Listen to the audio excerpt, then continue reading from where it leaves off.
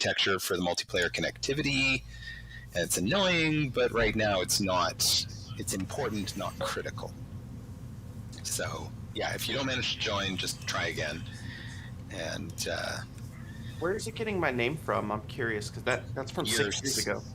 It should be pulling your Steam username. No. Like, I changed my Balthagor to Chris-Battlegoat in my Steam account. Like, I went to Steam accounts, rename, and that change appeared here for me. What in the world? My name on Steam is just XP Walker. I was Lieutenant XP Walker 6 years ago in a game called World Rights.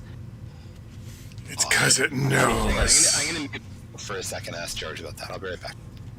Interesting. So we've only been playing this for, what, 30 seconds and we already broke it? Yeah, I was 6 Vermont volunteering. So XP Walker is saying that this is a Steam username that he had used a number of years ago, not the one he's using currently. And I know how much you love passing through the Steam username. Any thoughts on... It's the one that Steam is reporting back to our game. Yeah, so Galactic Ruler is asking Steam, what is this user's username? And Steam is handing us back that value. So, alright. Oh, hang on. A comment. The root of the real account name. But that shouldn't be the case, Dylan, because my real Steam username is different than what I'm using. Same as mine. Huh. Okay. I will track this as a low priority bug. I'll clear my previous aliases on my profile and see what happens. Yeah, feel free to disconnect, reconnect. Let me see if that... It'll be a few minutes to get going. That gives me time to get another coffee. Average Gamer? I am. I put a link in the self-promo section. Yeah, I did, yeah. So then this is probably a good time for me to do the spiel about who we are, what we are, and everything else. You don't mind that I give an intro to your stream? Knock yourself out. Okay. So my name is Chris. I am the project manager and one of the designers at BattleGoat Studios. We are best known for our free ruler games, but for the last couple of years we have been working on Galactic Ruler, which is a space, sort of a 4X game. I haven't stopped to count all the X's to see if we check all the boxes. But a key element that makes Galactic Ruler unique is that you can have a galaxy map that contains systems. You can go into systems and have space battles at system level.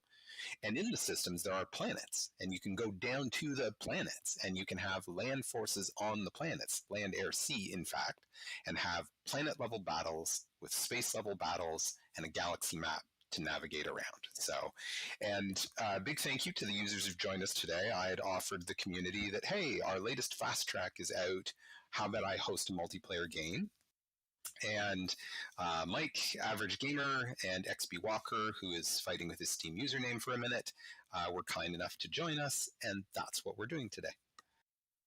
So, okay, so I'm going to start that bug with the Steam username. Yay! Yeah, I'm going to be streaming in a moment. Okay. I restarted the game. Let's see if... Nope, I am 6 Vermont Volunteer Infantry for life. It's okay. Once a soldier, always a soldier. Yeah. I was gonna say, even to this day, I'm, people still are like, "You're in the military, aren't you?" It's like I haven't been in the military since like 20 years ago. By the way, Average Gamer, I haven't had a chance to chat with you since that Bell TV show. Oh yeah. Published their episode. Thank you very much for the kind things that you said about us in the episode, and I love what they did with the episode. I had no idea. They just recorded my piece and obviously recorded your piece, and I thought they did a really good job bringing that all together. Yeah, they did a really good job. Other than my little rant about the airplane for like the little few minutes. But it fit perfectly. It was all good. It was a perfect example. So Steam username passed through. To be the battle hamsters today. That is pretty much what they're intended to be. I played them last night. And I like them. Yeah, there's a question we should be asking people. What are people's favorite races? Because I know I have my favorites, but I'd be curious to know what have developed as other people's favorites. And I should talk about the 2 new races here. But yeah, anybody have favorite races they like to play as? Battle Hamsters or Earth myself. I've only played as Earth at the moment. I like them. So, and that's interesting. I know that George here, he likes to test with the Piranha because the Piranha don't have elections that you can lose because they're government type. So if he's letting the game run overnight, he doesn't have to worry about losing an election.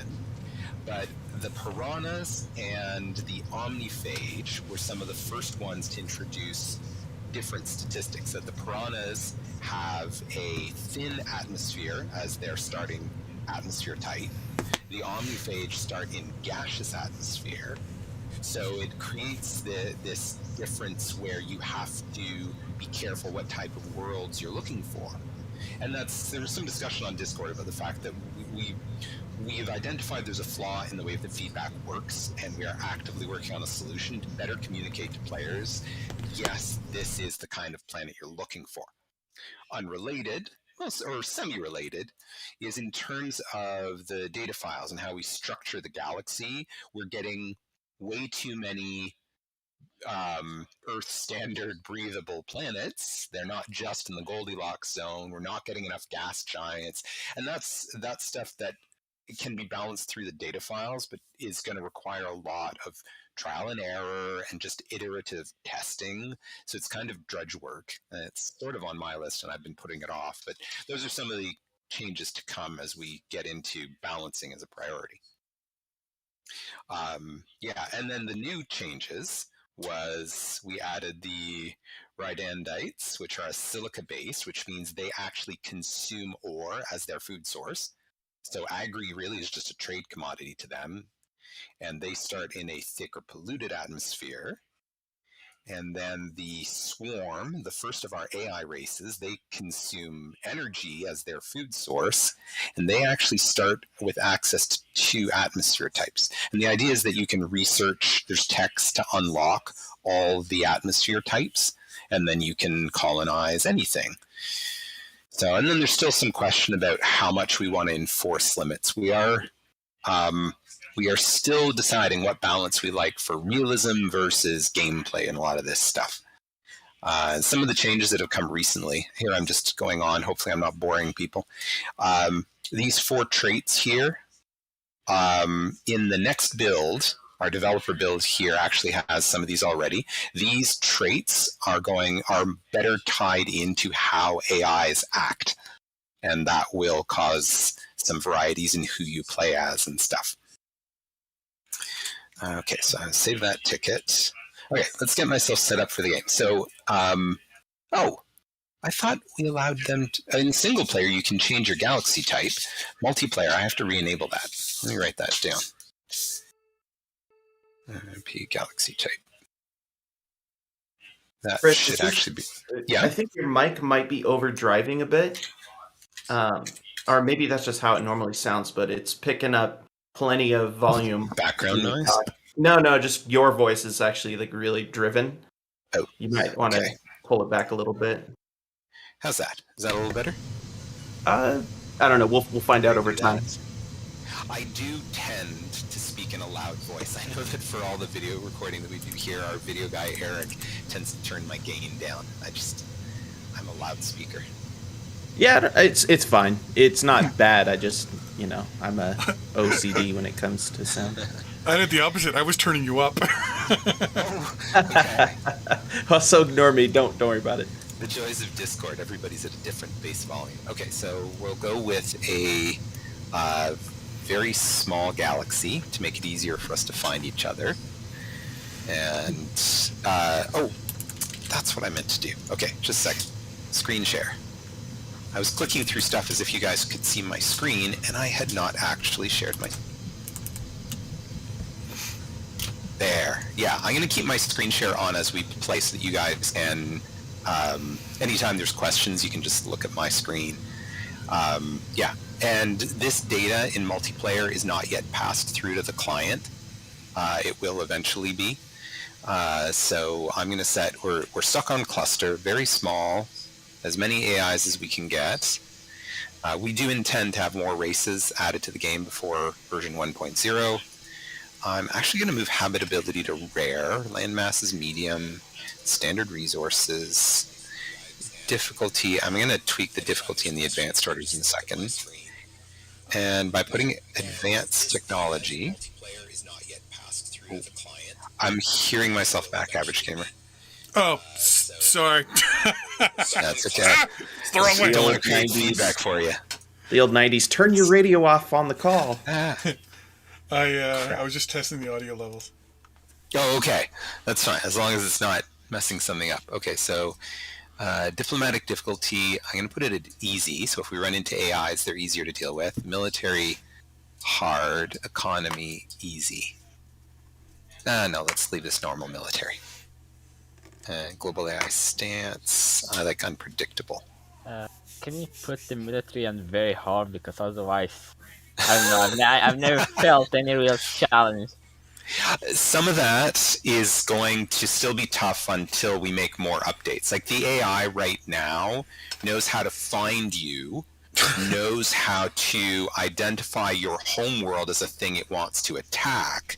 But when it decides to do an invasion, right now, it loads tanks onto boats because the AI is still thinking planet-bound invasions. That's on us still. That we and there was today was a day we were talking about some of this, and over the next couple of weeks, that's like right on the edge of stuff we're working on. But planetary invasions are still missing right now. I mean, the funniest part is I remember doing this last time I played at GR, where I made a really advanced colony. Then I gave it all my tech. Then I liberated the colony, went and played as the colony, and then invaded my home planet as type of kill zone scenario. I don't know if you Really? We haven't tried that. That is interesting. It's hard. You only have like 5 million against 4 billion. Oh, yeah, it would be. And that's colony growth. That's another one that is pending, because discussions we had on Discord already is if we made colony population grow in a realistic way, it would take forever to grow your colony. And basically, like we were joking about it, basically we're going to have to set the fertility birth age as age 6, people start having babies to be able to grow the populations at a rate that move gameplay forward. So there's discussions to be had there. Now, being from Brantford, that's not much of a big deal. I mean, you guys will have to reselect your races, because I ended up clicking onto the save game tab and that blew away everybody's selections. Okay. So I think we're all set for the settings. I'm now going to generate the world. Oh, we're on medium. Average. Did this get me what I wanted? I meant to do that as a small galaxy. It takes 6 no days. way to interrupt. It may take 6 days. Oh, all right, I guess I'll be back in a few days. I like that line. So this is some of the multiplayer experience is still flagged for review. That generating the default of a medium system. And if you watch my stream right now, you can see the progress. Progress isn't transmitted to the other players yet. When it's done generating on my system must then transfer the generated map to every other player, which again is connection dependent. I don't know how good everybody else's internet here is, but we're going to be stuck on this screen for a minute or 2 or 5 as it transfers the file out. We also have an issue with the save game reconnect right now, that it forces the host to transfer the save game every time, even if the clients already have that save game. Now, for this stage of development, that's not a bad thing, because it should eliminate sync errors if we have any problems like that. Though right now, it seems that there's a bug in the current version for multiplayer that it's creating some sync errors after reconnecting a save game. And we've managed, usually the sync errors come up every 3rd or 4th fast track build, and takes us one more build to clean it all up. But this is some of the multiplayer experience is still on our radar, but definitely late stage stuff. Getting it working for single player is the top priority. Makes sense. All right, so my generate is almost done. It was Battle Fella. Oh, Battle that's Fella. our lead programmer, George, has Oh. joined. Hey, George. Yeah, I don't know if he's got headphones on. I have a feeling he's... Oh, no, he joined the Discord. But I can also hear him chatting away with the other programmers, so... While we're waiting for all this, any questions about the game or questions about anything, really? Transfer started. Does the set number of resources that each race has at the beginning? I know they all have like a early stock of them. Does the stock differ depending on which race you're playing? I think right now it does not, but it could. It's not that opening stock is not randomly generated. It's one of the race properties defined in the regiondata.cbp file. Okay, that answers my question. So it is unique to each race. Yes. Cool. Yeah, I think right now we've assigned the same values to everyone, but that simply is a choice, not a requirement. And actually related to that, I'm sure everybody's noticed how punishing the energy situation is right now. We do have other planet profiles that we're going to start mixing in, where instead of being energy short for deposits, they might be agri short or ore short to sort of encourage exploration. That this is part of the design decision we've made. So the for example, the AI that consume energy, we're likely to move them to being an ore short start world. So they've got the food they need, but to be able to make the goods to expand, they're going to have to leave the planet to find more ore, which is pretty easy because of the asteroid belts. And so, yeah, we can have planets that are short on energy, short on ore, or short on agri. And then we just got to mix them in a logical way. I just want to say, every single gas giant, either in my system or a cluster near my system, is mine. Yes, I am constantly looking for gas giants. That is the main thing you look for nowadays. Though I have managed in the playthroughs I've done, when I start the game, I lock energy, I lock finished goods. I set both of those to produce to demand instead of capacity. And the finished goods, I'll sometimes have it produced to only like 30% of demand. So I'm bleeding my finished goods. But then I also ration as harshly as I can. Screw the people. And then I build my spaceport as fast as possible so that I can get trades going with the merchant AI. I've also noticed that heavily impacts the results are heavily impacted by which race you play. The awning, the space hamsters, as you guys were saying, their starting planet population is one of the lowest there is. So their total demand for energy is actually not as brutal as some of the others. So I was actually managing to have, through trading with the merchant AI, my stock of power was actually growing at times. But it also I noticed that last night. I was able to stay energy neutral. But I was having troubles getting enough buildings built because I was running short on... I didn't have the military personnel to put things online. So, yeah. It's so many variables. I wonder... Now this says... Yeah, it's still transferring to everybody, I think. Yeah, it says transferring. Okay. On my screen, at least. Yeah, my screen has failed to update. And this is a Steam thing, that once I start the transfer, my user interface can't receive any information incoming while I'm pushing out the save game. So I normally would be getting icons here showing me that you guys are actively receiving the game. It's interesting that it's not. Are we gonna build any colonies? Because we've started with an advanced tech start, you already know your survey ships and stellar engineers. Getting to the colony ship, I don't know. And this is one of the things we're still balancing is what should the length of gameplay be? How long should it take to research stuff? Research centers, for example, right now take like 400 days, I think, to build one, which is kind of brutal. No, it's not. But I played this game for over like 500 years maximum. How much? And 4 years isn't a lot. my last big playthrough, I got about 800 years in as the awning.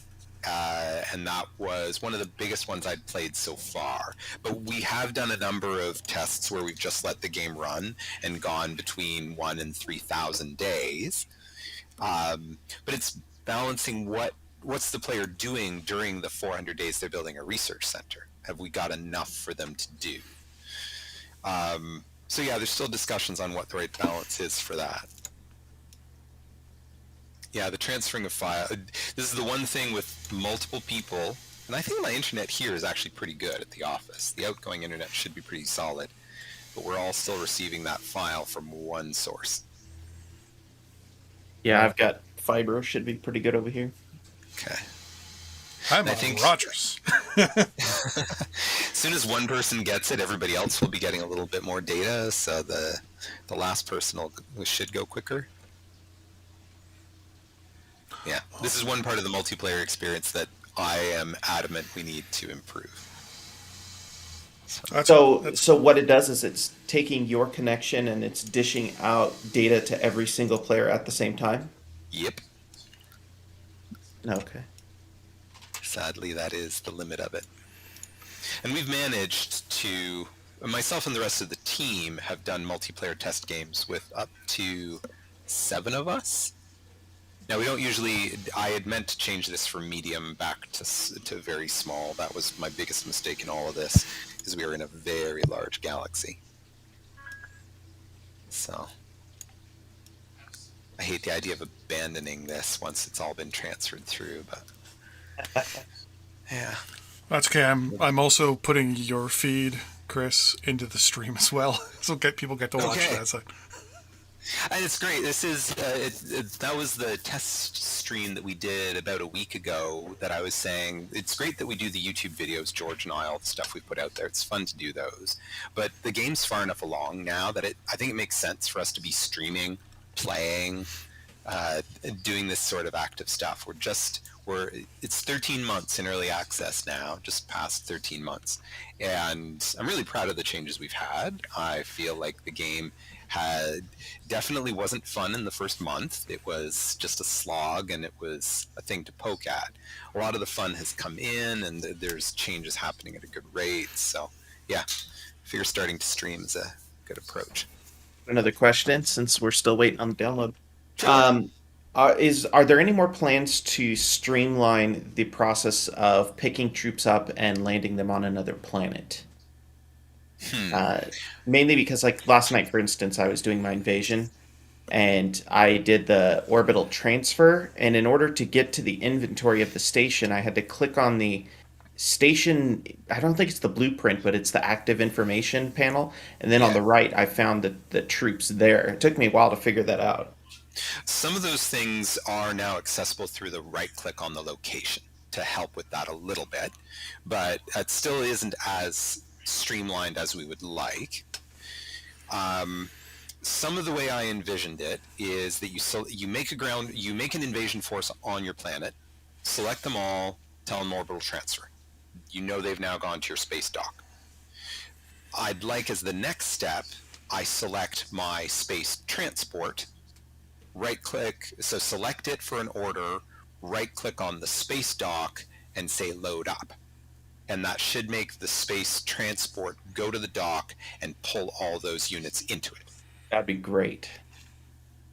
And then from there, obviously the third step becomes select that transport again.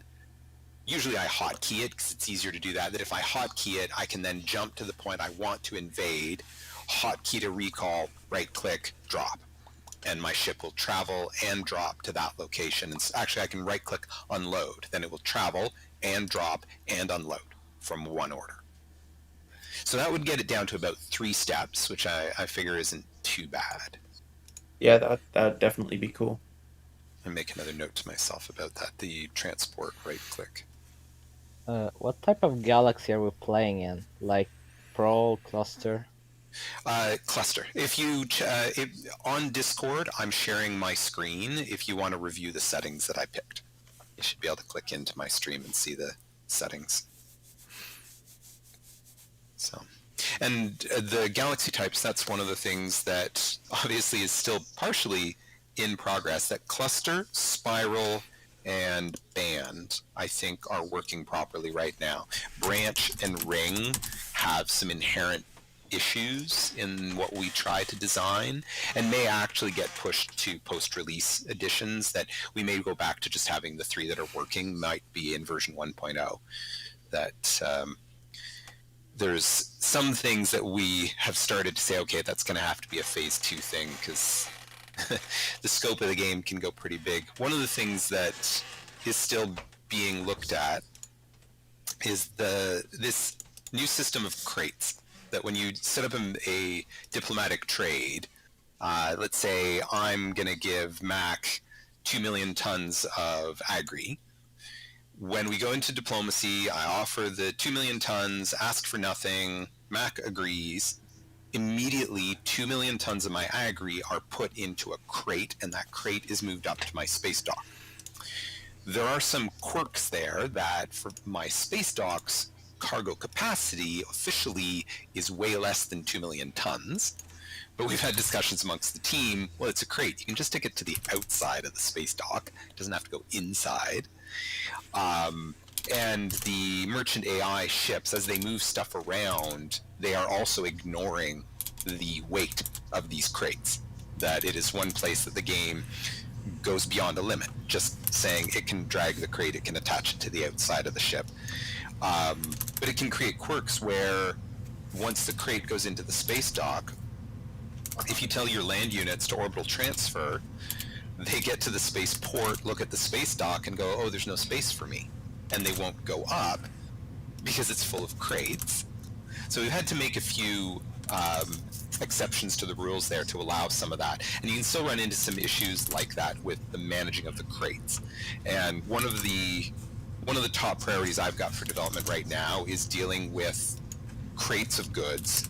Specifically, that it's gotten better that when you build a colony now, your colony comes with a space dock, so you can send goods to your colony. It should work fine to just diplomatic trade, send them goods. The merchant AI shows up to pick up at your space dock, deliver at their space dock, it goes to their spaceport. But you can also send a transport ship with land units to a non-colonizable world. There's parts here where I'm not totally satisfied, because I can take my infantry guy. I'm assuming they all have spacesuits, because I can put them down on a gaseous world and they're fine. Sorry, 2 seconds. Be an impressive spacesuit if you could go to the center of a gas giant. Sorry, not a gas giant, but a gaseous, like a Venus-style world. Oh, okay. It's made of duct tape. It's fine. Yes. Well, you need... And so when they unload, they actually claim a piece of territory. So you've got these non-habitable worlds that are landable worlds and have resources on them, and you want to exploit them. And they treat the ownership very differently, that when you go down and you take the hex, you just get the hex in its zone of control. You don't get the whole planet. And this means if the 5 of us found an energy-rich, non-breathable world, we could each land at a different place on the same world, and it would just take our little pocket, and we could build, theoretically, you could build an industrial complex, build the power plants, and start generating power from that world to ship back to your home world. But right now it hits some issues where the dropship belonged to my empire, the engineering unit I brought belonged to my empire, but when the engineer came out and it claimed the territory, that territory becomes a colony with no population, but it is its own colony, and you can't start building because you didn't bring any finished goods with you, and there's no supply. The engineer is supposed to allow you to build in unsupplied territory, but it belongs to the home empire, not to the colony. So we're really close to having a working system there, but there's a whole bunch of moving pieces that I'm trying to get lined up so that we can get it working properly.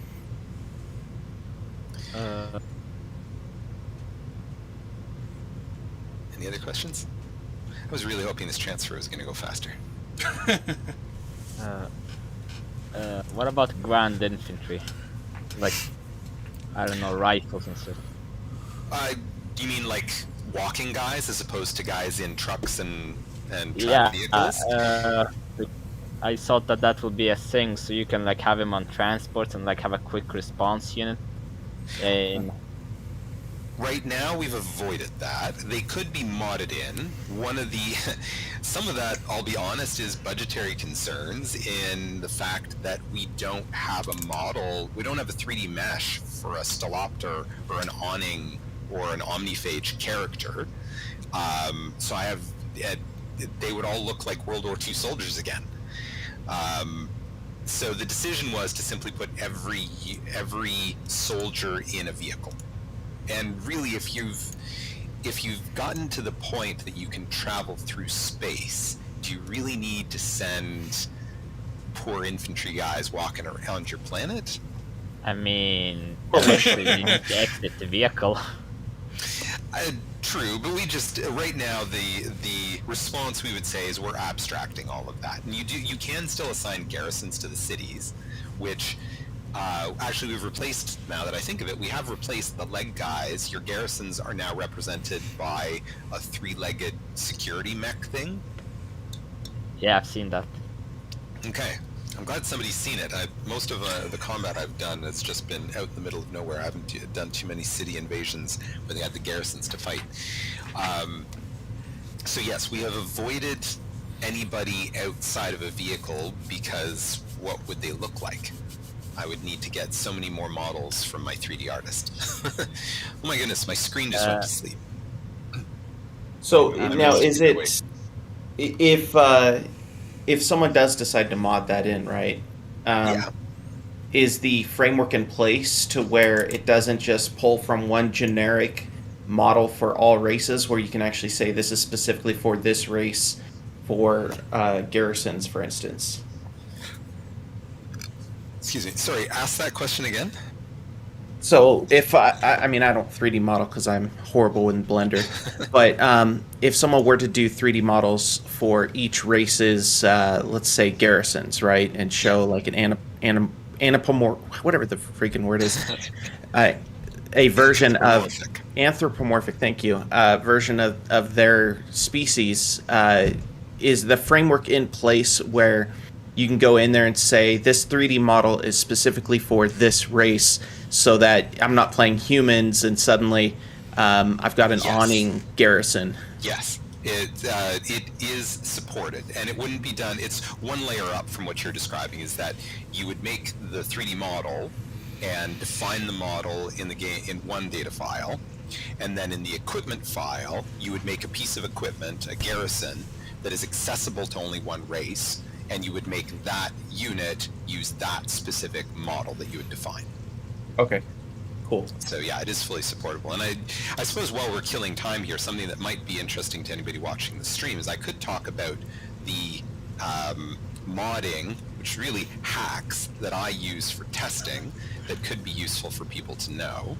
Let me grab my game folder here. Actually, how can I get? Let's bring up. Hang on 2 seconds here. Let me.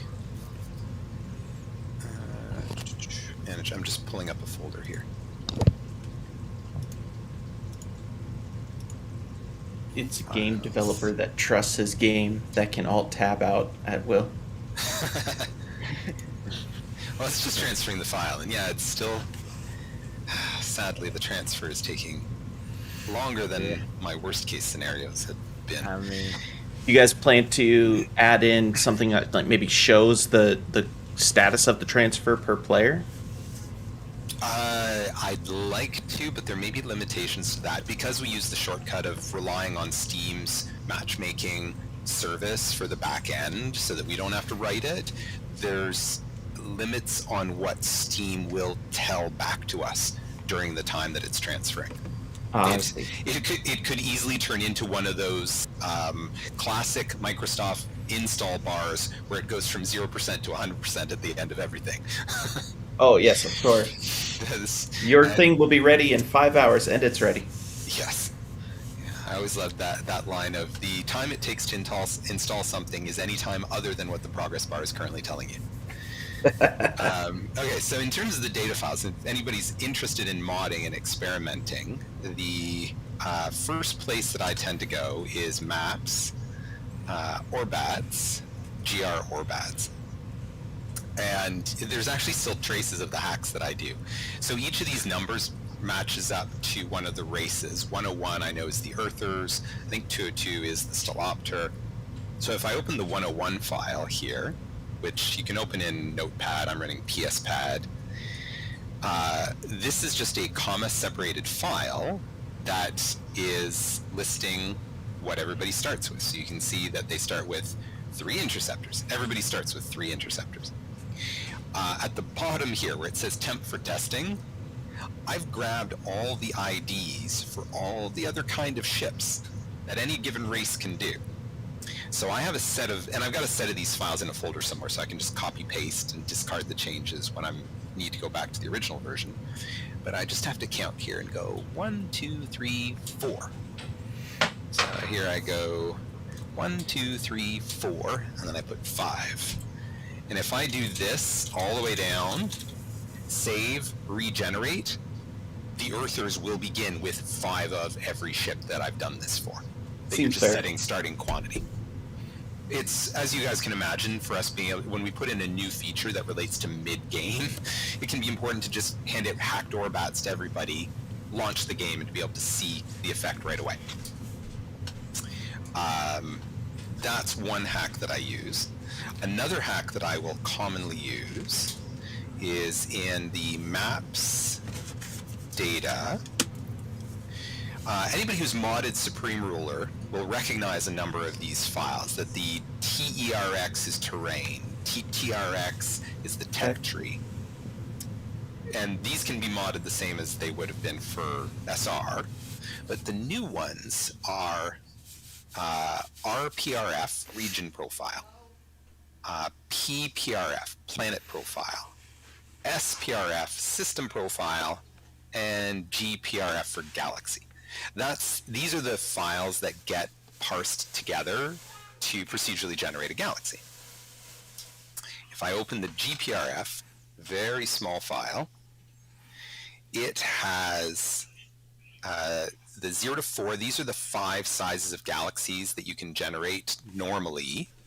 The 11, 12, 13, 14 are specifically reserved for the tutorial. Or sorry, it's 1 to 5, not 0 to 4. And you might recognize this middle number here, that a very small will give you 50 systems in an area of 460. Medium, what I accidentally chose, is going to give us 100 systems in an area of 610. The more systems, the longer it takes. When I'm doing a lot of repeat testing, I'll come into this file, I'll drop it from 100 to 10, and then I find I have to bring this down to 110 for the total size. This means I can generate a whole new galaxy in about 10 seconds, because it's just got 10 systems. It's very tiny, but for experimenting and testing stuff like that, it works really well. So anybody who's modding, making real big changes, and I tend to do the middle one because it's the default one, and it just saves me 1 click. It's 1 less click every time I'm testing if I change galaxy size 3 to be 10 systems instead of 100. So is it like SRU where you don't even have to like close the game down? You can just like immediately load up the next one and test what you did? Yes. These files, sweet. Yes. And in some respects, it's even more on-the-fly testing than SR was, because SR had the requirement of caching. Every time you proc gen, you're essentially building the cache. That's what the whole process is, and it's doing it all on the fly each time that you started. So, nice. Good news for a teaser for the next generation of Supreme Ruler. The changes we've had to develop for Galactic Ruler means that caching maps for Supreme Ruler games with the next game will be much faster. And that should make a couple people watching happy. Yeah, any of the modders who've had to recache with units. Most of the modders knew for SR, if you just commented out the units, you'd get a cache in like 30 seconds. But if you needed your units, if you thought you had your final one, you would run the cache, and for some of the modern maps, it would take an hour to finish processing the entire cache. That won't be the case with the next generation of Supreme Ruler. I'm not willing to say how fast, but we've got enough test code in place that I can say much faster. I'm confident using those words of much faster. Yeah, so this stream may, sadly, my invitation for a multiplayer game may turn into just discussion of modding if I can't get this thing to go. I do have a question that you might not even be allowed to answer, but I'll ask it. Oh, go ahead. So, I mean, we know Supreme Ruler, the next gen, is coming eventually. Yes. Are you guys... Are you doing any work on that before the completion of Galactic Ruler, or is your plan to completely finish out development of Galactic Ruler before you put any time into the next gen of Supreme Ruler? We have been doing some development of the next generation engine that just because it seemed to make sense to try and keep some of it in sync as new features come in. So there's a semi-functioning-ish version-ish of a Supreme Ruler Next Generation compile that has the 64-bit, has the DirectX 11. It exhibits so many horrible bugs right now, but we've been laying the groundwork to make sure that the engine code is already in line, so that when we sit down to, once we officially say, okay, there's Galactic Ruler 1.0, Galactic Ruler shifts into more of a support phase, next gen kicks into full gear, that we should be able to hit the ground running, so that hopefully it decreases the turnaround time for the next Supreme Ruler game. So to follow that up, are you working on an entirely new engine for it, or are you improving the existing engine so that it works with 64-bit? Yes, improving the existing engine. And in truth, the Galactic Ruler game engine is a progression of the Supreme Ruler engine, which has been critical to be able to assemble as much as we have so fast that on planet combat in Galactic Ruler, the AI is using 90% of the same routines that the AI in SR Ultimate uses to make its decisions and move around. That you'll still see units, their thing where they love to try and cut you off from supply. They'll do that in Galactic Ruler just the same, because they still see it as the most viable solution to attack and stuff like that. And it'll work in the opposite as well, that some of the stuff we're looking at for Galactic Ruler, there's a need to make the AI in Galactic Ruler understand space carriers with fighters loaded on it and be better at managing those things and moving them around. That work should directly translate into better use by the AI of naval carriers with fighters on it. And that will then cascade into next gen's AI routines and stuff. There's hope that we're doing things that have dual benefits each time we add something. Okay, yeah, that's awesome. And is that 64-bit streamlining done, or is that something that's planned for the future? I'd break it into two things. The implementation, 64-bit and DirectX 11, is done. The optimization and cleanup of the side effects is still pending. And even some of Galactic Ruler 64-bit and DirectX 11 implementation still has some quirks in it. Just the normal development cycle is you implement first, you worry about efficiencies later. Yeah, it's funny how many more facets a game gets when you're trying to streamline it for 64-bit. Because I mean, I'll see pop-ups on my Steam, gosh, almost weekly from my way too many games that I own. Developers saying, "Oh, we've now improved 64-bit support." And I'm going, "Holy crap, man! Is this still a thing? This is must be a challenge for you guys." Because I don't know anything about coding, but from what I can tell, getting a game to work on 64-bit is a totally different animal than 32. It is, and of course some of the pressure that was added to us for Supreme Ruler Ultimate, it is a real shame and totally outside of our control that Mac users currently can't play Ultimate in the latest OS because Apple made the decision to go 64-bit only. And like so many developers out there, we were left with really nothing we could do. We were not in a position to convert Supreme Ruler Ultimate to 64-bit under that project. We needed a new project, and all the resources that go into it, and funding and revenues and all those sorts of things to be able to justify the amount of work that it was to go to 64-bit. Good news is now that it's done because we use the same engine each time moving it forward. Those benefits are with us forever. I'm going to mute my microphone for 2 seconds. I'm going to chat with George about some of this. I am wondering if we sadly are going to abandon the lobby I have now and recreate on a very small galaxy to try and actually get this thing to transfer. So I'll be right back. Sounds No good. problem. So what I'm hearing is Supreme Ruler Ultimate or Supreme Ruler Next Generation pre to the power of like 30 alpha. Good to go. Yep.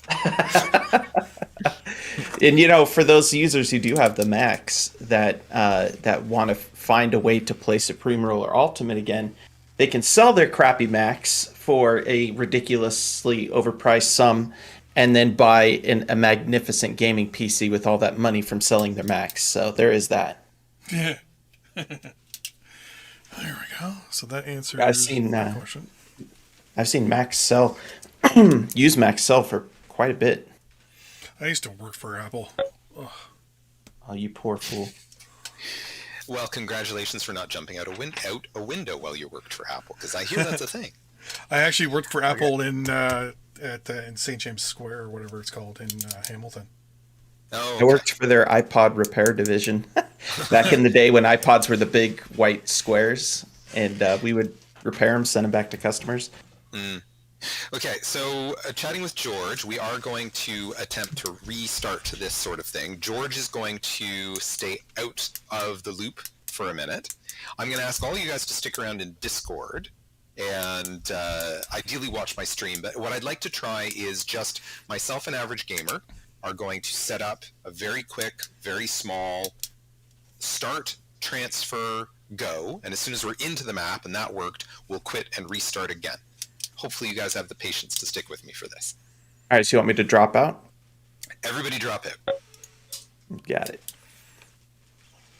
Okay, and so I'm going to start a new lobby. I'll rename that. So BG793B is now open. Average Gamer, if you could please join my lobby. Done. I'm going to set this to very small, and I won't worry about any of the other settings. And I click Ready and Generate. Now it's only doing 50 instead of 100. It'll still take a bit of time to get to the 50 mark.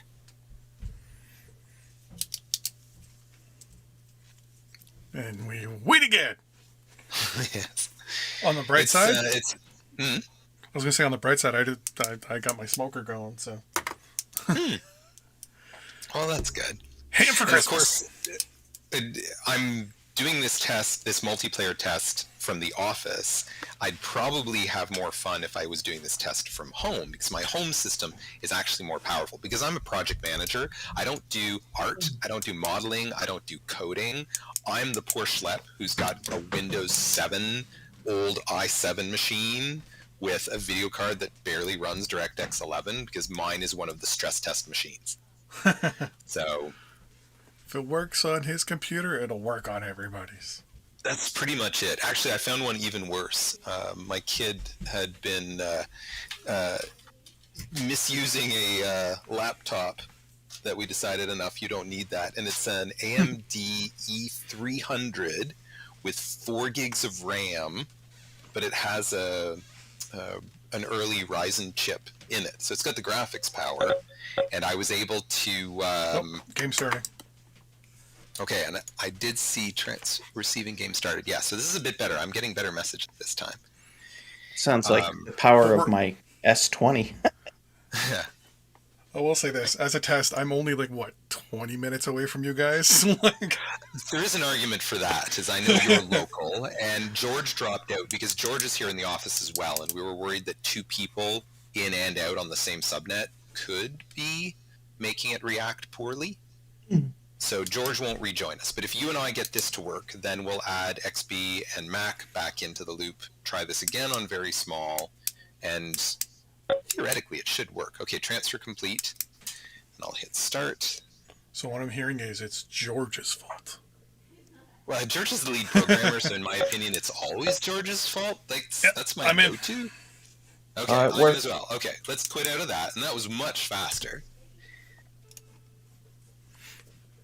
That actually worked. So let's try. I will open a lobby again. Oh, one of the changes we made, it's a small thing, I don't know how much people care, from SRU to Galactic Ruler, is now when you are in the game and you say quit, it makes a save game called Save on Quit, so that if you have to reload, you have your Save on Quit file is there accessible. Yeah, that has made me very happy. Good. It was just one of the things we're like, hey, maybe that'll be useful to some people. Yeah, there was a video I did a while ago, and I accidentally forgot to save, and I closed it out, and I was just like, no! And the Save on Quit saved you? Yeah.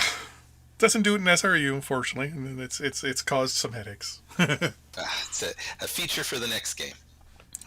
Okay, so 4 humans, 3 AIs, 7 total players, very small, advanced tech. I'm not going to try and mess with anything else. I'm going to take the Stilopter. Advanced tech means tech goes faster. We start at sort of 3 layers up, so you start with the tech required for your first FTL ships. Okay. So- I've never done advanced tech. I always start with crap because I like to work my way up. But that's single player. Yeah, and I tend to like the normal as well, but anytime we're doing a multiplayer, we've been finding we always use advanced for a multiplayer game. It just seems to make sense. XB, can you ready up? Oh, right. It's my fault that once I start changing and this is again the difference between how SRU handled multiplayer, is now you arrive automatically ready, but if the host starts changing options, it unreadies you. We thought that was a reasonable way to do it. Okay, generating. This may take 6 days. I mean, if the last one's any indication, it may. Well, the last one said 6 days as well. Well, this one is half as many systems, which should make it a quarter of the total file size, which should be that much faster to transfer. And George isn't here, so there's one less person to transfer to. I did have one thing I noticed last night when I was playing. The ships go through the sun on tracks to different places. George just laughed because he heard you say that, because I've been complaining about that. Yes, the ships go right through the star, and I don't like it. We don't currently, it's not considered a high priority at this time. I figured, but I thought that was pretty hilarious, flying my little fighters through the center of the star. But even if you get your zoom right, you can actually zoom your camera into the star. You can see inside it, which arguably has been made a bit worse by me. In the latest build, I had some requests, this was in the changelog, that the system is now a bigger footprint so that you can zoom a bit further out. So, for example, before, if it was 600 across and your orbitals took up 400 hexes across of that, that was the total size. You can only zoom out so far. Now it will still give you the 400 across for your orbitals, but you have 800 total. You have more of the Oort cloud on all 4 sides, and that lets you zoom a little further out so you can get a better picture of your total system. Can't be sure that's going to stay because George complained. He's like, you wanted a little bit more zoom, and you've just made every system calculation 4 times more intense. I'm like, oops, You could sorry. unintentionally make your game like Spore, and we'll zoom in all the way down to the microbiological level. Well, that was the second request, is we had a user who started saying all the ships should be bigger, and I sort of countered back saying, well, you don't actually want the ships bigger, you just want to be able to zoom closer. And this update had the same has that result, is that we've allowed players to get closer in on the zoom in, and I really like the effect. And in fact, we have a hotkey. This is leftover from SR. Control J cycles through 4 different sizes of units, and we start. The default is size 2. So if you hit it, you go size 3. Hit it again, you're at 0. Hit it again, you're 1, 2, 3, 0, 1, 2, 3, so on. And so cycling the unit size, I was playing with that, and I was like, oh, maybe we want to change our defaults. Maybe we want to make the planets cycle size at the same time. Hey, this is good. So 2 of you have already finished receiving it. Mac is the last one to receive it, but that means right now my machine is only transferred to 1 person.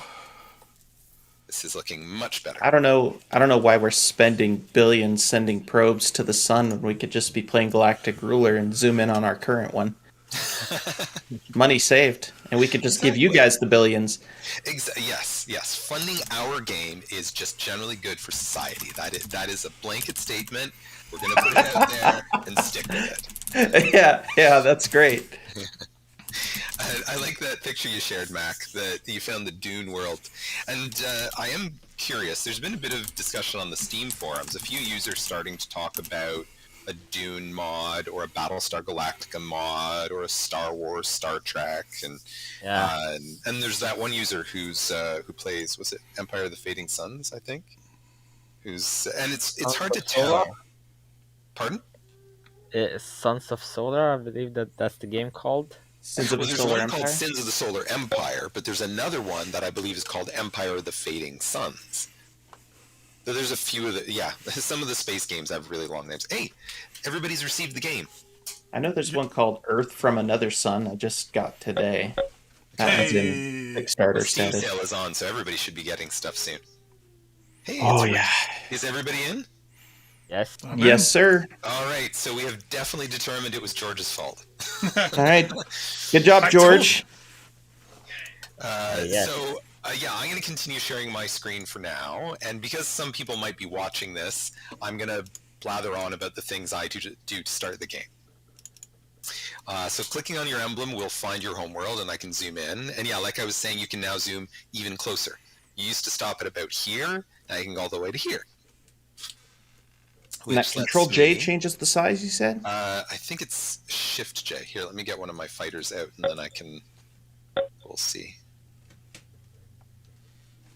Yeah, so now if I do Shift, what is it? I thought it was Shift J.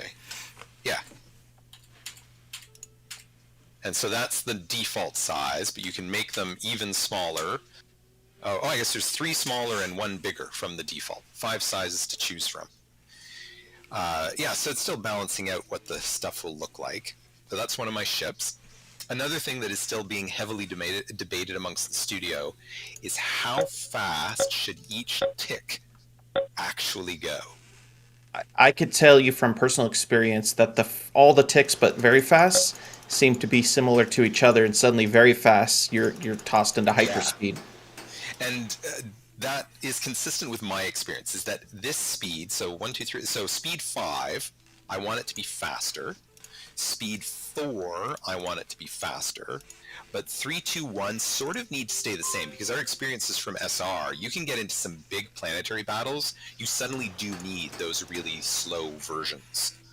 Yeah. So I don't want to change the bottom 3, but I am looking to change the top ones. I also like to avoid the topmost speed, because that was, and this has been talked about for SR before, at the topmost speed, there are kludges being done to the combat, that the combat is slightly simplified to squeeze out every last ounce of performance, because there were so many requests for SR, more speed, more speed, more speed.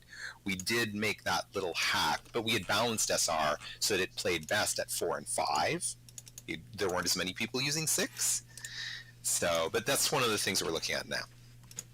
Okay, so I'm starting the game. Some of the first things I do is go to here, resource.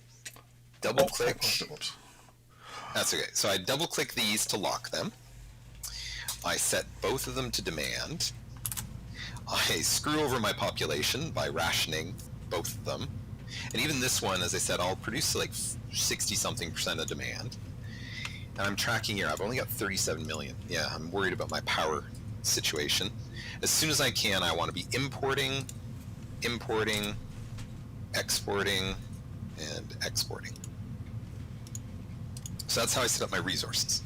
Research, especially on the advanced tech start, my minister actually picks all the things I want, so I tend to ignore it. Here, I want to build right away. I'm after, that's my machine, I get lag opening that list. I want one survey drone, and I turned off, I don't want it to continuous. One drone, one survey ship, and I'll come back after to decide what else I want. Right clicking here, I'm gonna build space production. Let's get 2 more of those on the go. And then double click on my planet.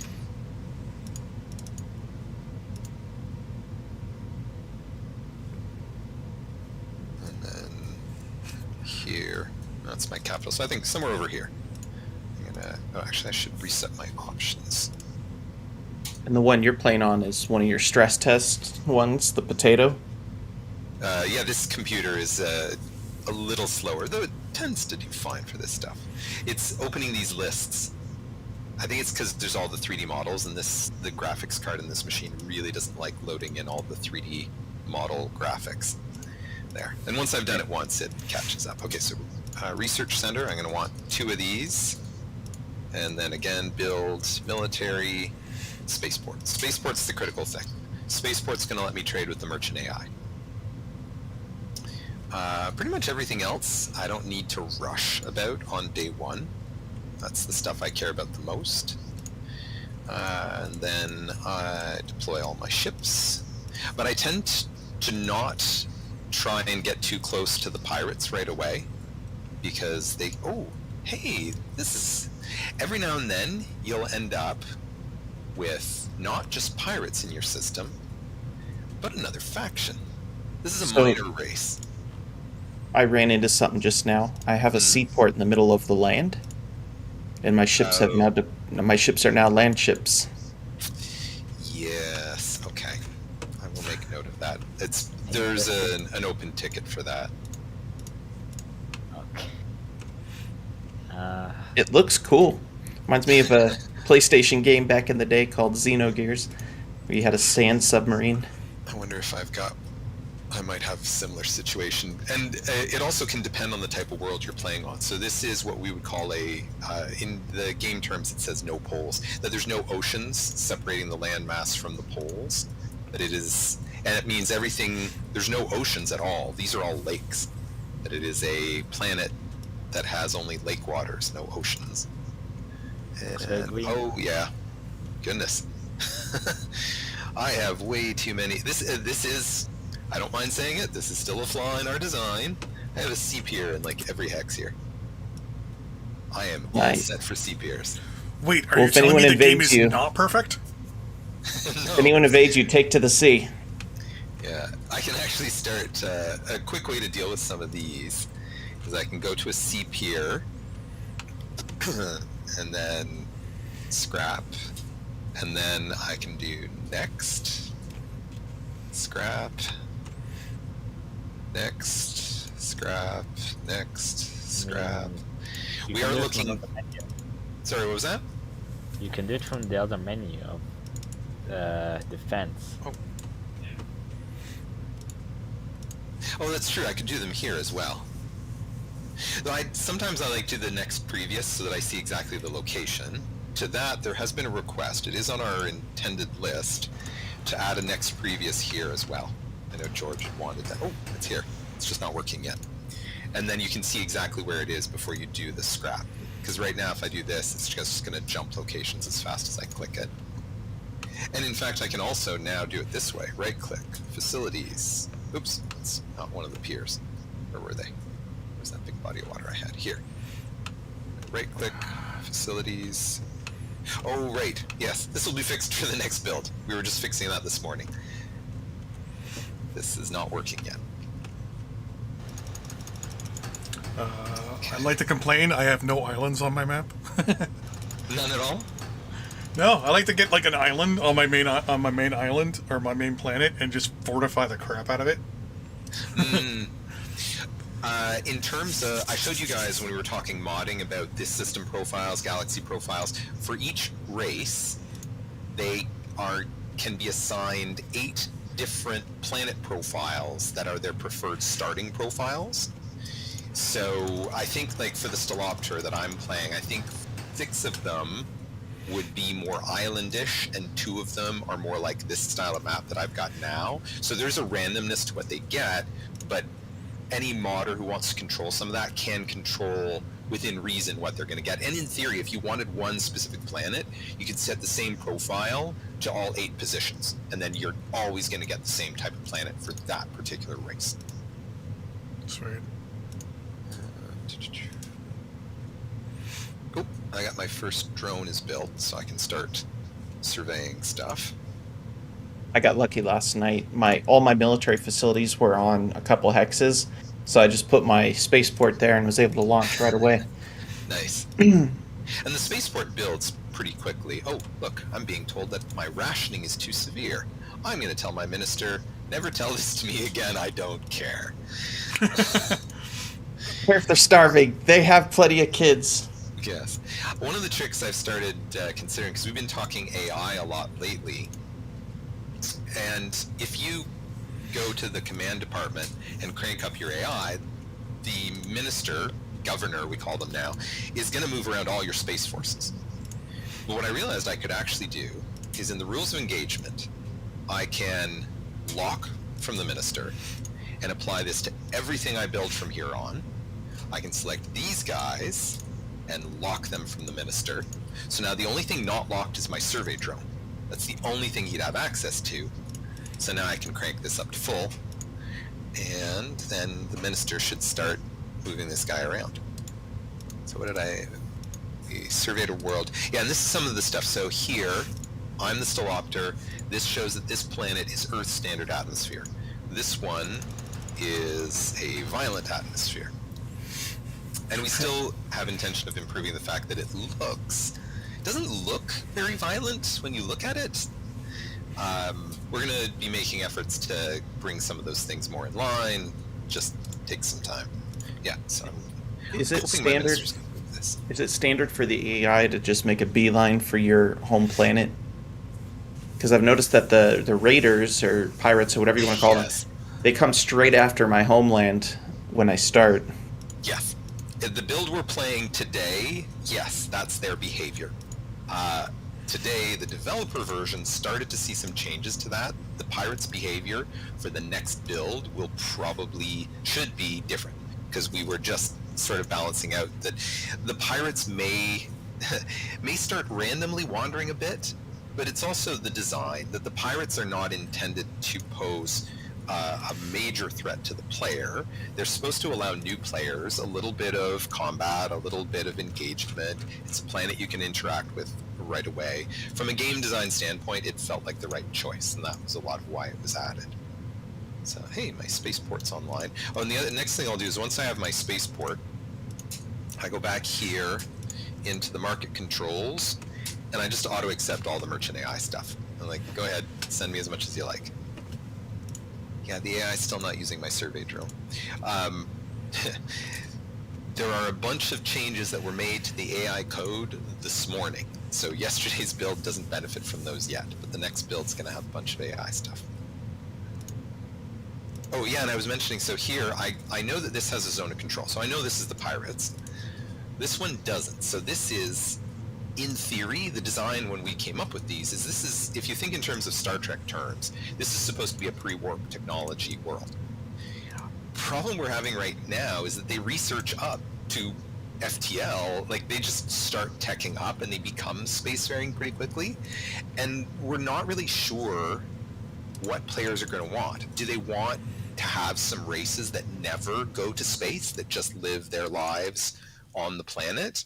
But if they only live on the planet, if they don't have a spaceport, you can't really interact with them unless you drop to their planet and start invading them, and then they'll fight you back on the planet, but they'll never come to space. Or should they be able to make their way into space, and then you can trade with them? They'd always be behind. I don't know. That's one. If you guys have any thoughts on that, open to feedback. I missed that. hey. Sorry. Okay. Major race right here. Pirate race right here. Yes. Minor race here. Don't start spacefaring. Could research spacefaring, or we could stop them from ever becoming spacefaring. Actually, that wouldn't be too bad, because then that would give you the ability to also kind of, how can I put this properly? Enlighten them. Yeah, but if they never become spacefaring, the trade system we have right now, you can't trade unless somebody has a spaceport. Oh, sorry, I meant that with quotations. Oh, sorry. Oh, yes, and that's true. You could land drop ships and just invade them, and you are the alien invader. That also gives you like what if it was a random thing where basically you get that tertiary group, and it's basically a 50-50 shot whether they are going to develop it or not. Because then you technically don't know how many species are out there. That's true. And I think the game engine, we have up to 5 of these minor races. And the bigger the galaxy that you generate, the bigger... Oh, there's Merchant AI is coming to deliver me some stuff. Oh, one of the new screens that I look forward to this being in Supreme Ruler. So this is... Let me go to Energy. So this supply chain screen is... it replaces your purchase sold stuff from SR, and I love the way it ended up working, that it tells you excuse me, I had 300,000 went from production to my stock, and then 45 million was traded, and then 167 from stock went to the population. So you can sort of see where all your commodities are flowing in and out, including trade. And what I really love is I can set it to all, and I can see all my commodity moving. So this is a screen that I expect will be in the next Supreme Ruler game, and I think it'll really help players understand what commodities use what, and all the interactions and where they're running into shortages and stuff. So, yes, that's me geeking out about user interface. Well, this is fun. I just went immediately to war with the Raiders because screw those guys. Same here. And Could be bad. I lost, but I captured their facilities, their space production, and now they're attacking their own space production facilities instead of capturing them. And there is a known issue in the public build right now that they don't capture. Pirates are supposed to be able to capture, but we've got a ticket open that they're not capturing, and we've started investigating. It's definitely a bug. They won't capture right now. Okay. Yeah, I noticed that. And they all just used up all their ammo.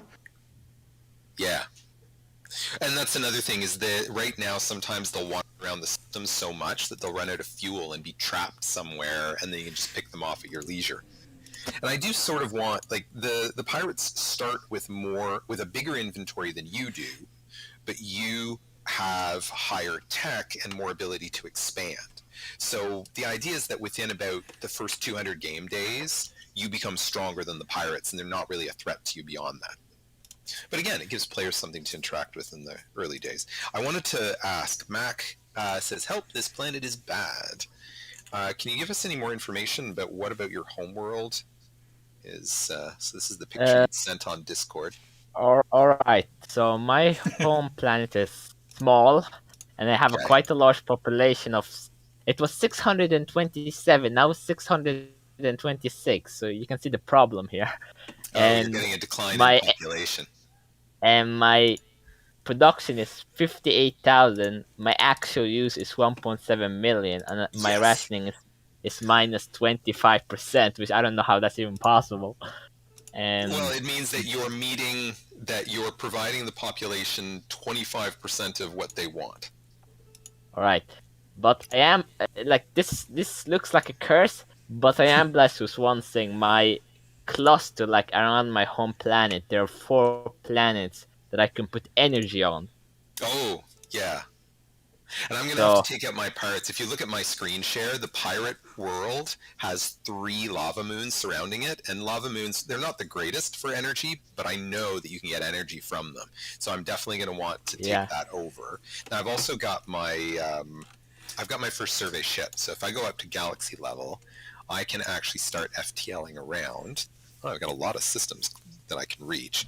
I'm actually going to ignore the pirates. I'm going to start exploring, see if I can find somebody. Because one of the things I'd love to talk about a bit today is the changes in the diplomacy system. That we added like 9 new treaties last week that went into the build. And some of that, sadly, we didn't get all the changes in place. It acts a little weird in places. But this morning we managed to review the rules and see, oh, that's what's missing, and I can talk about what the implementation will be in the next build. Yeah, one of the things that as you jump around, and you guys have probably played enough to know this, but anybody watching the stream might not know that when you jump to a new system, you can't see it until you jump in. You arrive at a random point. I chatted with the coders today, and something I hadn't realized is the random point is always in the outer 33% of the ring, and your FTL drive recharges faster the closer you are to the star. So there is a delay that players are sort of stuck with the slow progress of, and we tend to feel that's a reasonable limitation, that exploring the galaxy is a tricky thing to do. But you'll arrive at a random position in the system until you deploy a beacon. Survey-capable ships and engineering ships, if you hold the control key and right-click to get the advanced orders, or if you select the ship and go into the orders here, they have an option to deploy a beacon. The FTL beacon allows ships to FTL to that exact point, and that is a notable change that we made probably about 3 months ago. That 3 months ago, such a thing didn't exist. That once you had visited, you could go anywhere when you FTL'd in, and we realized that was just way too powerful. So nowadays, you need to deploy beacons. The AI, as of the next build, manages its beacons. It started to deploy them. Sadly, the AI does not use beacons in the fast track build that's out right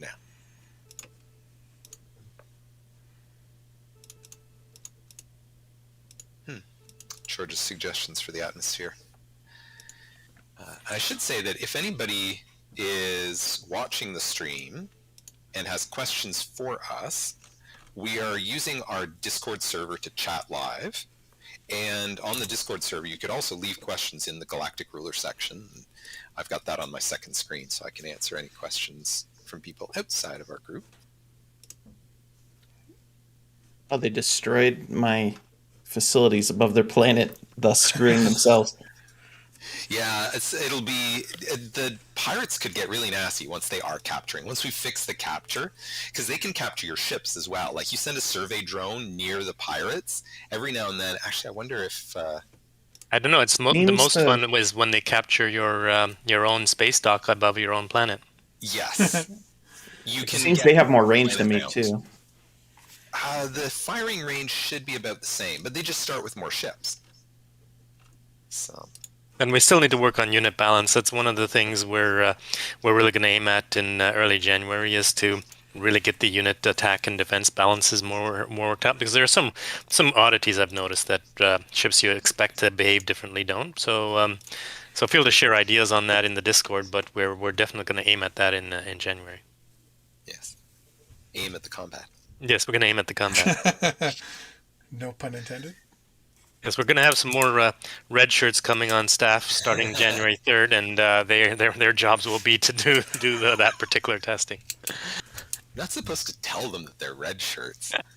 I'm not telling. They assume that means they're safe. I'm not telling them that they're red shirts. I'm telling our community that they're red shirts. Right. Depends on which Star Trek. I mean, if we're talking Voyager, red shirts are command, so it's pretty safe. Yeah, but everything on Voyager is dead anyways. I love Voyager. I love all the old Star Treks.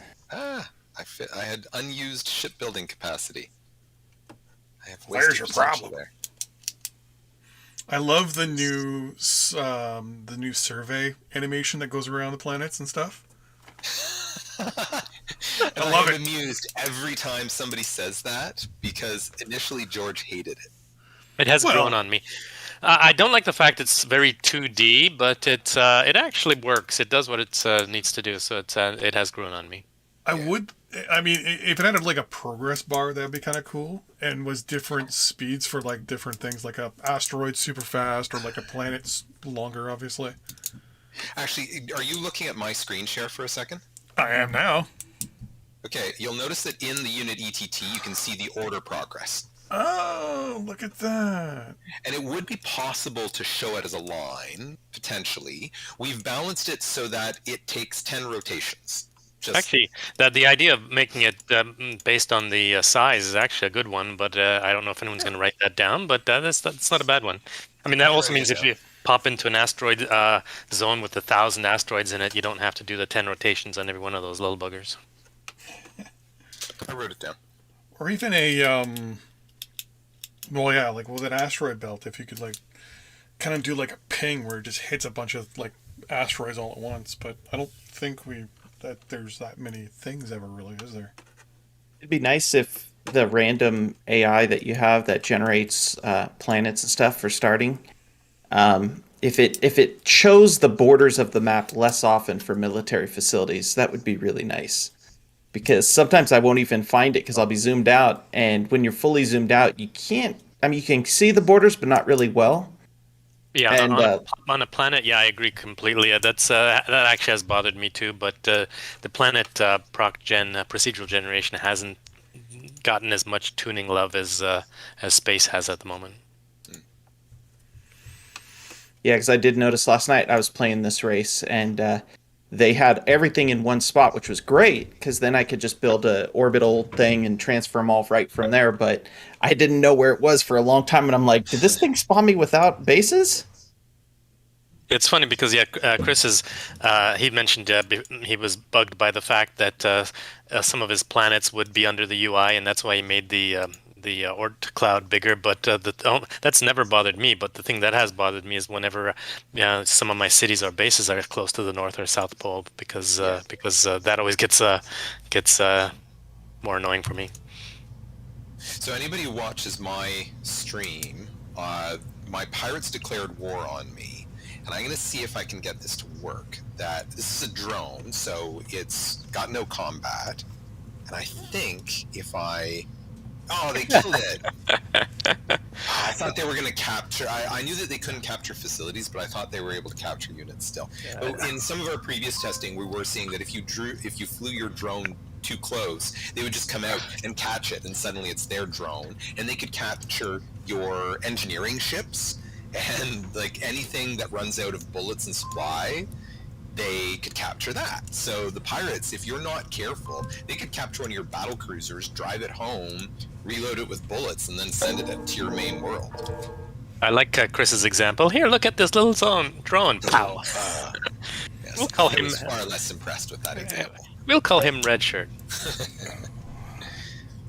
So I've found 2 systems with other players in it. I'm just trying to figure out if they're human or AI. Wait, let me check. If it's a bunch of space hamsters getting killed by pirates, it's probably me. There's a bunch of humans being killed by space pirates, it's probably me. Yeah, I decided to go full aggression and just went right after the pirates, and it worked for about a minute. I was just Now it's snooping not around. working. I gotta say, I love our merchant AI ship. It's one of So the after I make a trade and the models. merchant AI drops off the goods, are those immediately transferred to my economy, or are they in crates or something? They're immediately transferred back down to the space to the planet level and go into your inventory. So, and George, maybe I gotta refill my water. You should talk about the potential intentional abuses players could do with crates when trading with each other. Do you know what I mean?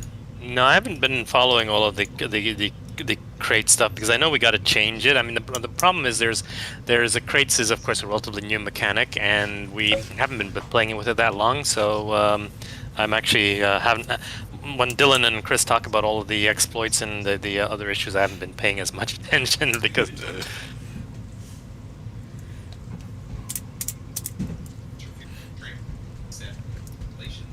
I mean, one of the things, and this is because we're expanding on what used to be the Supreme Ruler diplomacy system. I mean, Supreme Ruler diplomacy was sort of easy because if you traded, your goods for a tech, then the trade happened all right away. Chris would get the goods, I would get the tech, we'll all be happy. But of course, right now, some things happen. For example, the techs will trade right away, so you transmit that, but the goods have to be delivered through the merchant AI. So it creates a system where not all trades are entirely synchronous, and so you have the possibility for intercepting things. You have the possibility for situations changing when as it's happening. So there are definitely even some exploits that we probably haven't even thought of yet. Oh, well, that's what we're here for, is to find the exploits. I noticed that Mac had paused the game for a second. Was that intentional? Did you have... No, they declared war on me because I haven't tried to look for them. Oh, okay. Yes. Yeah, we're Shame all on you. Now they've got to declare. F is shot one of still. my Yep, it is. interceptors. They are stuck in an eternal firing fight on my space dock, and I don't think they're doing enough damage, so they're kind of just firing continuously forever. Yeah, that's the balance thing that George was talking about. Yeah, also, space docks are in a highly supplied, if they're around your home planet, then what happens is they can repair very quickly too. So until you run out of finished goods, of course. Yeah, I think I figured it out. They kept firing because they had a transport come into the area, and I think he's the one. Them. Yeah, he's resupplying them, and they have an enormous capacity, so they're going to have ammo for a long, long time. Until I finish with them. In a couple of minutes, theoretically, I'm going to meet one of the races in either Placerne or Priopson, and then I will be able to show some of the diplomacy stuff. I'm in Priopson. Okay. Just be careful. You're an alien no more. Just be careful. There's people running around shooting things. Okay, well, I've got Corvettes in production now because my minister had completed that technology for me. So my build queue is, I've got a survey going, and then after that, I want an extra survey drone to replace the one that got killed, and then I'm into Corvettes. And then how long? And before too long, my space productions are going to be up and running. I want to see if can we see the front of the sign?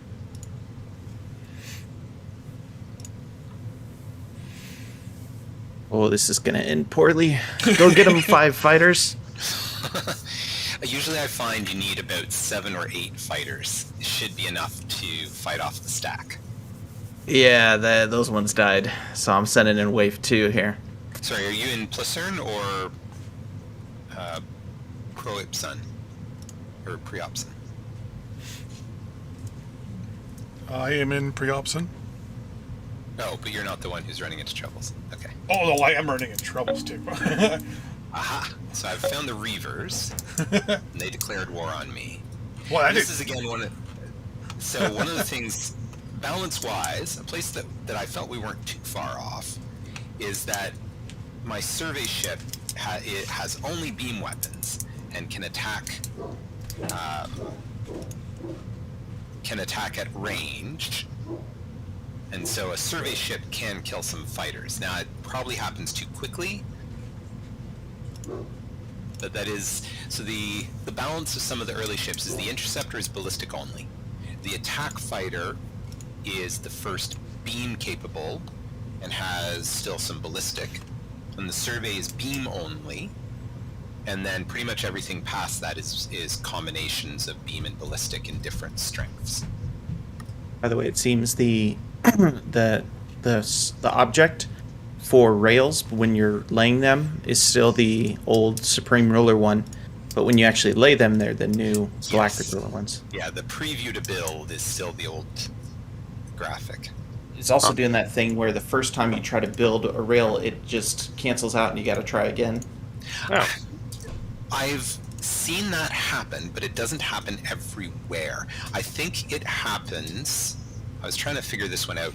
I think it's if you've been using the lower left interface to build facilities and the facility controls, and then you switch to right clicking. That I found if I'm not in that, if I'm just somewhere else in the UI, I can go right click, build, transport, rail, and it, oh no, that time it didn't. Yeah, for me, I never use the bottom left. I just right click, and it's random for me too. I haven't really found a way to reproduce it, but it does seem to happen really early in the game most often. Okay, I've made a note of that one. I'll get a ticket written for it. Okay. All right, my second attack, surprise, surprise, it failed. But they're down to 1 raider, so I'm coming for him. Yeah, sometimes divide and conquer works best because if you do get yourself attacked by a bunch of raiders, then they can take you out with very little damage to them. But if you can sort of catch them and then hit and run, then you can get down their strength. Yeah, I've been doing sort of Russian human wave attacks, but with fighters. And I do like 3 or 4 at a time. It seems to be whittling them down because they focus on one while the other 3 are popping them. And now they're just down to a transport and his lone fighter escort. Yeah, one thing they also don't seem to do right, which they should, but they don't, is they'll often let some of their units run out of fuel in the middle of space. They're supposed to use the transport to resupply them, but the transport just seems to shrug its shoulders and wander away sometimes. Yeah, he's helping them now, but Okay. Earlier it was That's working good. to my advantage. He was not in the area. Okay, I'm gonna jump in. I want to talk about a few changes that exist in GR that I think all the ones I'm going to mention here will become part of SR Next Gen, and things that I'm happy about in terms of change. One of them, in multiplayer, I can now right-click and do a map ping to everyone, neutral, allies, enemies, and if I hit it for everyone, you guys will see a map ping at the galaxy, or you'll get a notification. If you visited that system, it will be visible to you in the system, and you'd be able to center on the ping that I've sent out. Wait, So, how did you do that? Sorry? Right-click, map ping. What temperature is that thing supposed to be at? 350. 350? Okay. Yeah. Actually, can you turn it down to 275 for me? 275? Yeah, just press the down arrow button on it. Okay. And- If it's open, is it supposed to be? No, it should be closed. Like on the... Oh, yeah, you can just close that. That's no big deal. Okay. Yeah. I thought you knew what I meant when I did that. That's okay. I just realized I also forgot to hit the mute button on my microphone. This is We got to enjoy that one. This is the cooking show. There we go. Cooking with Average Gamer. Okay, so I'm right-clicking my star system, and I don't see a ping option. Are you at the system level or galaxy level? Galaxy level. You have to be at the system level or planet level. Somebody just managed to ping. Hey, Earthers. Oh yeah, and actually I can tell. No, that's an AI faction. Oh, yeah, that's me. My Corvette is 19 days Right. away, then things will Doesn't change. show- Oh, it doesn't show Earthers there. Okay. So the next feature I wanted to show actually goes to the multiplayer chat. So if you hit enter, you get the multiplayer chat that you can now send your messages specifically. Well, actually, you can always do this. The all allies, neutrals, and enemy. And then you also have a list of the people to know who fit into that group. But a new feature that was added is you can now @ players. Oops. I gotta do all, and then @ so if I do to Average Gamer, I can say, what's for dinner? And that just goes to Average Gamer. The other thing that was always a frustration in SRU was we didn't have word wrap. So you could not do a really long message that went on and on forever. So it now wraps the text. So anybody who's in multiplayer, the chat system has gotten an upgrade. Is that a typo, or does it split words at some point and put them on the next line? It tries to do word splitting. I'm not sure how well it does. I did typo that. Okay. Yeah, it should split words. But as I told Chris in 2005, I'm not building a bloody word processor. Oh, come on. Though interestingly, not George, our other coder Dylan, decided to make strings now support pasting. You can't copy in the game, but if you're external from the game and you type something, you can copy externally and you can paste it into an edit field. Is there a place to That's the see the thing. range of my weapons? I'm not seeing that on the blueprint here. Let me select mine here. Oh, my whole machine just chugging for a second. Oh no! Oh, that's why my guys stopped firing. Crashed, oh no. Oh, that's painful. So would that be the bad guys in my area just declared war on you? He is running a potato too, so that could be why. It's hard to know what exactly caused the crash, and I may reconnect us, even though that may generate sync errors, because I still had 2 more things to show. I was about to attack with my Corvettes Wait, too. did we crash? Oh. Dang it. Yeah, he crashed. Okay, I'm gonna stop my stream for just a second while I get things organized. If everybody's up, what is the time? Yeah, if people have It's patience, 2. I think we're gonna go for about 25 more minutes. Let me see if I can get us reconnected. I'm still in the game right now. Oh yes, it would have migrated the host to another host. Oh, that's true. Oh, okay. I suppose I could just let the 3 of you guys play. Mac no, is disconnected man. as well. Okay. I just saved it as save well. game set up, because I should have autosaves, and then I can just reconnect us on an autosave. It's just me now. Oh, all by yourself. I feel sad. I feel lonely. They Well, say at least I you'll was have something. You'll have when something I- to eat soon, so that's good. yeah. When I clicked on my ship, it shows the damage it does and the defensive value, but I couldn't seem to find an actual range of fire.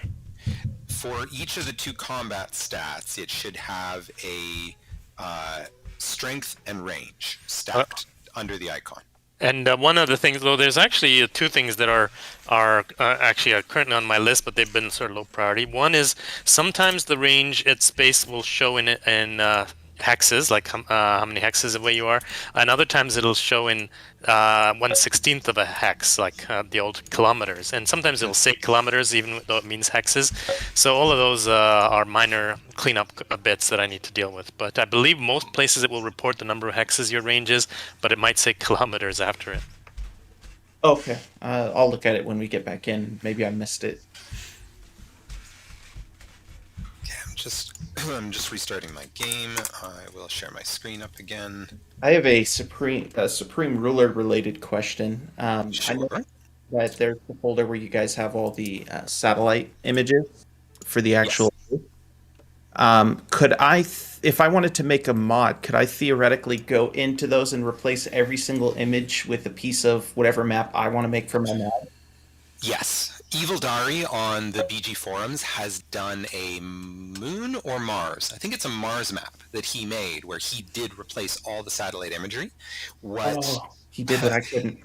But yeah, it requires a lot of patience, because one of the things is when we cut up the world map into its satellite imagery frames, George had to make special code to do the cut, because every square needs 2 pixels of the next square. It needs a 2-pixel overlap. Yeah, to That's avoid what the I was doing wrong. seams. Yeah, there's a I forget if the specs are on the wiki or not, but yeah, there's a when you do the slicing, it will need a like Chris says, a sort of overlap, which is also particularly tricky to get right on the edge of the world, the left-right sides, because that still needs the overlap as well. But once that's there, then they'll tile together really nice. And there's no way you could take that software that helped cut it all up for you and make that something that the modders can have access to? Because I attempted the same thing with Mars, I funny feel enough. like it was a command line script that George had built. Oh, okay. Because I was manually going into Photoshop and cutting it piece by piece, going, this is going to take me a year and it's not worth it, so I stopped trying.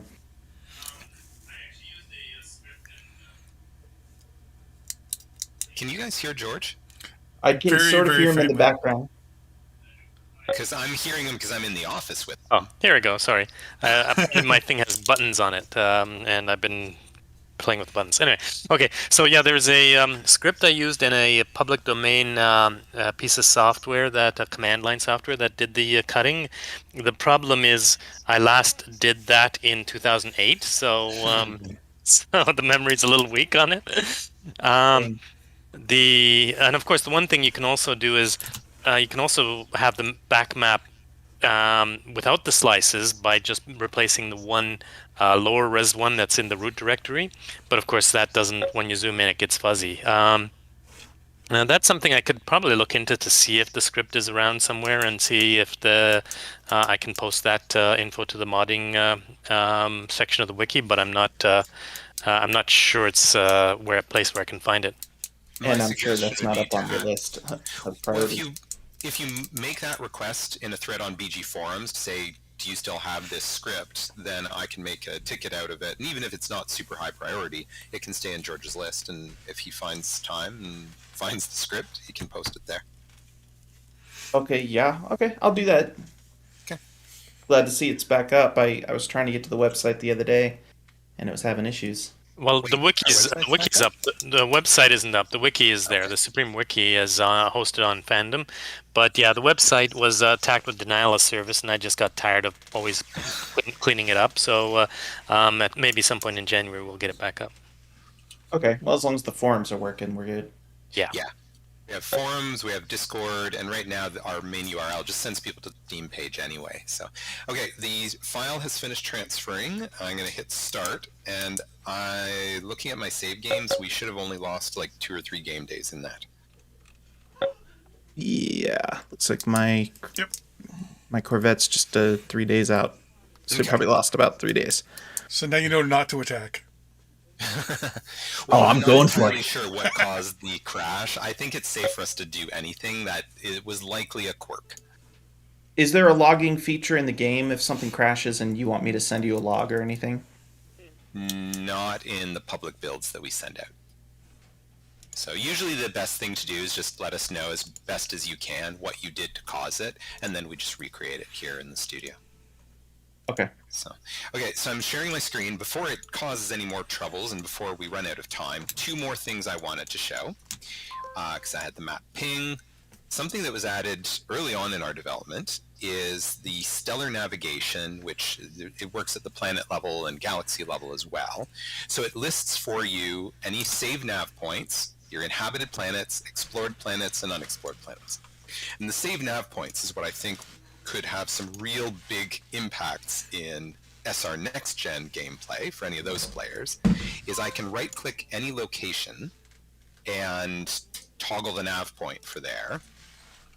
And I can also toggle it on and off here. This is now a nav point that I have marked this. Probably the easiest way to do this. Let me click my emblem to go back to my home system. I'd found, oh look, this is a habitable world. I might want to go to the land department and mark it as a nav point. And again, I could go down to my planet. Oh yeah, we reconnected, so now it's got to buffer in all my 3D models again. If I want to keep track of my capital, I could put a nav point on my capital. And they're all here, and it's a mix that this is a planet-bound nav point, this is a space-bound nav point. I can double-click this, takes me back to where I had that. And the same thing as I start meeting other players. So, for example, I want to kill these pirates. I can put a nav point here, just outside a little bit. And so these nav points, it's ways to set markers across the map, and because you can see them visibly on the map, I'm really happy with how that came out. Can I rename nav points? Did you cover that? Theoretically, you can, because you can rename the location. Though I guess you can't at space level. That's an interesting point. Let me check planet level. I should be able to rename a nav point, because I can rename a location. Can't I? Yeah, you should be able to rename it the I land guess level. you can't rename until it has a thing, because the name is sort of linked to here. Oh, that I would wanna be kind of a scrap cool everything. feature. Don't you just hate when you're going to rename and you end up scrapping Scrapping everything? Okay. Oh, and that was my spaceport. Ah. If I ever have to fight you, I'll be sure to say, hey, could you Cancel go ahead and scrapping, rename that cancel for me? scrapping, Cancel scrapping. Well, those research centers. Maybe we need a They weren't done anyway. confirm pop-up on that one. The scrap everything button? Sanity check? Yeah, the yes, no. I don't think so. Or Players confirm. specifically wanted a single-click scrap hex because they were annoyed that they had to touch everything. This was No, a but you user can- feedback request. Yeah, you can still do a confirm, the pop-up confirm, yeah. That still means that to do 5 hexes, you've turned 5 clicks into 10 clicks. Well, no, you just do the confirm on the scrap everything. Like when you Yeah. click, So it's 2 clicks. you scrap you get entire hex scrap it- confirm, and then it will do it. Yes, so if I have 5 hexes where I want to scrap Oh. the entire hex, Oh, yeah, we just moved whatever. it from 5 clicks to 10 clicks. Yeah, well, I Matters to think some people. still think that one is a good sanity check, especially when you want to rename it. We'll see. Can That'll someone come up try as to an find SR. me? I think If you look at my screen share, can you figure out where you are relative to me? Do you All right. recognize let any of those me- systems? Pardon? I will check my I systems. think I'm south of you. Rename nav points. I'm making myself a note. No, I don't see any. So that means you and I are really far apart. Yeah. All right, I'll start So in- spreading out some ships and seeing if I can find more stuff that's In connected. Supreme Ruler, when the AI would give you an offer, the merchant AI, or well, just AI actually, you had a pretty good idea of if you're getting screwed or not. Like it'd say the value of this trade versus the value of your trade. But in this, there is no real value, so it's hard to know if it's worth it or not. That is true, George. Well, I the thing saw- is, it's sort of hard to say. I mean, what is a ton of agri worth to you? I mean, it's obviously if you have a planet that has a lot of your own production, it's going to be worth less to you personally than if you were had starving people who were complaining. So the fact that things don't have this artificial attachment to money means that it's not always easy to tell if something is worth as much to you as it should be to the other person. Okay. So I just have to kind of go, well, this is probably good value. And the merchant AI in Galactic Ruler is specifically intended to trade at essentially the baseline. That it's not looking to be nasty or nice. It just trades. So as you trade with the merchant AI, you can sort of use that for baselines for what the merchant AI thinks it's worth. I mean, we also But it's did always this. relative to what you receive. Yeah, there was a discussion about also having a pop-up that had all of the products along the top and all of the products along the side, and told you how many of this can trade for how many of that. Just like those tabletop games and so on do. But that just seemed a little micromanaging, a little too niggly. But yeah, there is the fact that it's very hard to tell, how much something is worth to somebody. Okay, on my screen share, I'm going to show the other big thing I wanted to talk about today that is accessible from the Galaxy map because we added this option for... Oh, why is it not doing it? Right-click factions. And I was so glad when we added this that once I knew where somebody lived at the Galaxy level, I can just go right-click, factions, Earthers, diplomacy. And I get into the diplomacy pop-up, or I could have declared war if that's what I was after. Treaties. And the fast track build that's out right now does not conform to all the rules that we intend. We just finished the rules for this morning. It'll be in the next build. But the idea is that when you spot a race for the first time, they go from undiscovered to discovered. And because of spotting and a number of things, I could spot you, but you haven't spotted me yet. And the initial point of contact will be a first contact treaty. Once you sign that, it moves that it unlocks the consulate treaty and makes sure that both sides are in sync for discovered. These 3 treaties are going away. They don't make sense anymore. And you can see that this stuff is unknown, and if I go down here and try and find out more about the Earthers, all this stuff is data not available, unknown. If I go to diplomatic offer, I'm going to send the consulate, and some of this is implemented. So I'll send if you could accept the consulate offer. as soon as we accept, we can now see each other's data. And then in diplomatic offer, we've got a whole bunch of treaties. Some of the resource stuff, yeah, this shouldn't be gated right now. You should be able to trade commodities. Technologies, I can't see what the other person has because there is a technology knowledge treaty and there's military unit treaty. So once you've got the consulate, what it's supposed to unlock is the other treaties, and you're supposed to be able to offer commodities. But you can't request commodities yet. You don't yet know what their stock or capacity is for the various commodities. But we want you to be able to sort of bribe people for the other commodities, so you have to be able to at least give them goods. Common enemies is a new treaty. When you sign this, if I sent this to the Earthers and they accepted, the Earthers would become at war with all my enemies instantly. It'll be great when we get the AI to balance that one and understand it. Jumping a bit, and I'm going to skip over any that exist from SR. Galactic Discovery, if we send this and accept, anything I had visited, the Earthers will see at the galaxy level, and vice versa. And anything I'd surveyed would be, this is a knowledge trade of what we have surveyed and visited. The Galactic Cooperation is the same thing, but at the end of each day it automatically updates. You don't, whereas this one, this is something new for us. This is a one-time. You do Galactic Discovery, it puts us in sync right now, but as I explore new stuff, they would not know it. Military inventory lets you see each other's reserve stock. Population migration is still being balanced out and is actually going to be gated by a tech tree item that you'll have to research a commercial FTL to explain how your people are moving from planet to planet and potentially system to system without you having built the ship for them. And are you going to have descriptions on each of these eventually when you do the pop-up? We've got basic descriptions right now. We're going to get better ones, yes. I know a guy. Yes, I have no doubt that you'll get more lists from us. Not to mention that after the pirates, you saw the initial list of pirate names I had sent you. Yes. Keegan, who'd made that first list, has been barred from making pirate names now because some of them were just painful puns. They were so funny. I was loving them. I enjoyed them, so maybe we'll let him try again.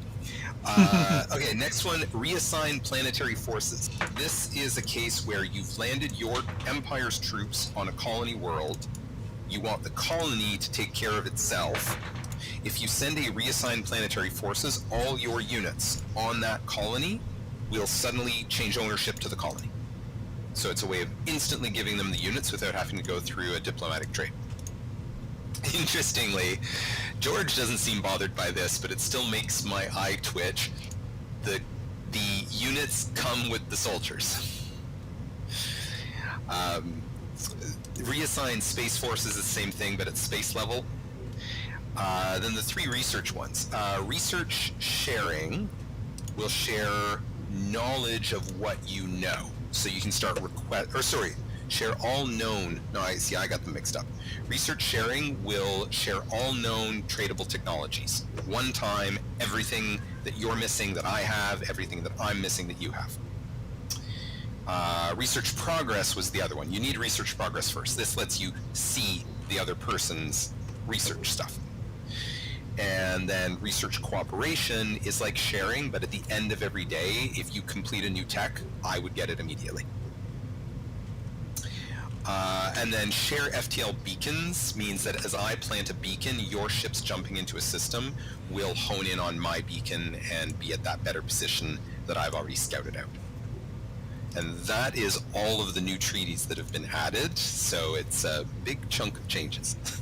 Is there a way to reduce my people's need for electricity? Like, could I toss them all back into mud huts or something? Because, jeez. Not at this time. That goes back to George's comment about balancing, that we need to do better. Well, there's balance. the rationing. I mean, you can set the rationing in the production department. So Even with the rationing, George, you cannot get far enough.